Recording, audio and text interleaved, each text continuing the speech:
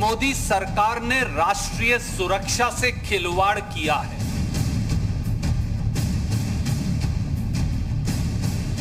The press reports have appeared a day before the monsoon session of the parliament. This cannot be a coincidence, Honorable Speaker, sir. लगता ही देश में कोई सुरक्षित नहीं है, कोई हमारे फोन सुन रहा है, कोई हमारा पीछा कर रहा है। अपने देश की छवि को लगातार निरंतर धूमिल करना ये विपक्ष के एजेंडे का हिस्सा बन चुका है।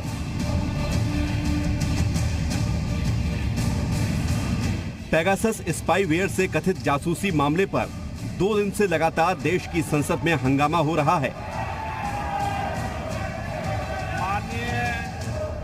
संसद के मॉनसून सत्र के शुरू होने से पहले सुर्खियों में आए इस जासूसी मामले में सरकार पर आरोप लगाए गए हैं कि सरकार विपक्ष के नेता, पत्रकार, वकील, बिजनेसमैन, मंत्री जैसे कई लोगों की जासूसी करा रही है।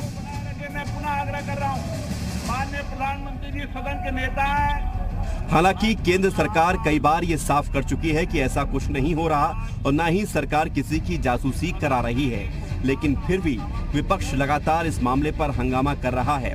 विपक्ष के रवैये पर आज योगी आदित्यनाथ भड़क गए। सीएम योगी ने हंगामे को विपक्ष की घिनौनी साजिश बताया। साथ ही कहा कि ये भारत की अंतर्राष्ट्रीय स्तर पर छवि खराब करने के लिए षड्यंत्र में विपक्ष का समर्थन दिख रहा है। अंतर्राष्ट्रीय स्तर पर भारत की छवि को खराब करने, भारत को अस्थिर करने के लिए जिन मंसूबों के साथ विपक्ष कार्य कर रहा है, यह अत्यंत दुर्भाग्यपूर्ण है।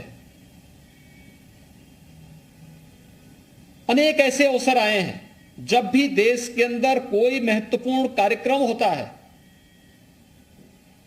उससे पहले विपक्ष किसी न किसी साजिश का शिकार होकर के देश के खिलाफ या दुनिया के अंदर भारत के खिलाफ माहौल बनाने के लिए किसी न किसी षड्यंत्र का पार्ट बन जाता है। उधर जासूसी मामले में संसद में हो रहे हंगामे पर आईटी मंत्री अश्विनी वैष्णव ने कहा कि सरकार किसी की जासूसी नहीं करा रही है, भारतीय लोकतंत्र की छवि को धूमिल करने की कोशिश हो रही है। The press reports have appeared a day before the monsoon session of the parliament. This cannot be a coincidence, Honorable Speaker, sir. In the past, similar claims were made regarding the use of Pegasus on WhatsApp. Those reports had no factual basis and were categorically denied by all parties, including in the Supreme Court. The press reports of 18 July 2021 also appear to be an attempt to malign the Indian democracy and its well-established institutions. Phone tapping मामले में कांग्रेस ने सरकार पर हमला बोला है और कहा है कि सच्चाई सबके आनी चाहिए। ये बहुत बड़ा नेशनल थ्रेड है। मामले की जांच सुप्रीम कोर्ट से होनी चाहिए। इसका मतलब आपकी मंशा थी, आपने किया नहीं किया वो तो जांच बताएगी, लेकिन आपकी मंशा थी। वो लिस्ट बनाई किसने? वो पेगासस ने तो नहीं बनाई, इजरायली सरकार ने तो नहीं बनाई, वो तो लिस्ट तो आपने बनाई ना। और अगर हमारा डेटा, जिस प्राइवेट डेटा की आप प्रोटेक्शन की बात करते हो, ये तो प्राइवेट डेटा कलेक्शन हो गया ना।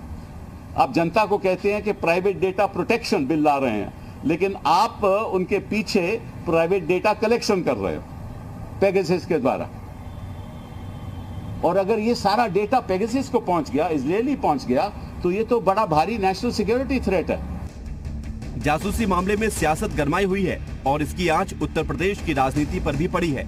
बीएसपी प्रमुख मायावती ने ट्वीट करके इस मामले की जांच की मांग की है, तो वहीं अखिलेश यादव ने जासूसी को निजता का उल्लंघन बताया है।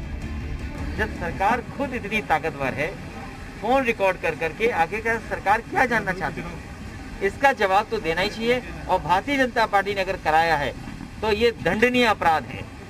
और अगर भारतीय जनता पार्टी की सरकार ये कहती है कि उनकी जानकारी में नहीं है, तो इससे बड़ा नेशनल सिक्योरिटी के लिए खतरा और क्या हो सकता है कि कोई इतने बड़े पैमाने पे काम हो रहा हो और भारत सरकार को ये न जानकारी हो।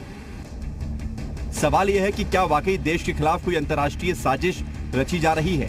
क्या वाकई देश हित भुलाकर साजिश वाली राजनीति की जा रही है? क्यों जासूसी पर विपक्ष का हंगामा जारी है। ये वाकई साजिश है या फिर कोरी सियासत? ब्यूरो रिपोर्ट, जी मीडिया।